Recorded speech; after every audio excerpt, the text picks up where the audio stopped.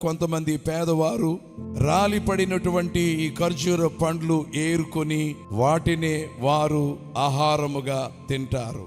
నేను విన్నది, ఎడారి ప్రదేశాల్లో ఈ బియ్యము, గోధుమలు ఇలాంటి పంటలు ఉండవు. కానీ పూర్వకాలంలో వారు సముద్రములో చేపలు పట్టుకొని ఆ చేపలను మధ్యకు చీరి అందులో ఈ ఖర్జూరపు పండ్లు పెట్టేవారట. తర్వాత ఒక బట్టలో చుట్టి ఇసుకలో కప్పి పెట్టేవారు. చాలా వేడిగా ఉంటుంది కనుక ఆ నేల, ఆ ఇసుక, ఎడారి కాబట్టి కొంతసేపు ఇసుకలోనే అనగా బట్ట చుట్టినటువంటి చేపను ఉంచేవారు. తరువాత అది బాగుగా ఉడికాక తీసుకుని తిన్నప్పుడు ఆ చేపలు, ఆ ఖర్జూరపు పండ్లు వారికి ఎంతో బలాన్ని ఇచ్చేవి. దేవుని బిడ్డలు అలాగూ ఉంటారని దేవుడు తెలియజేస్తూ ఉన్నాడు.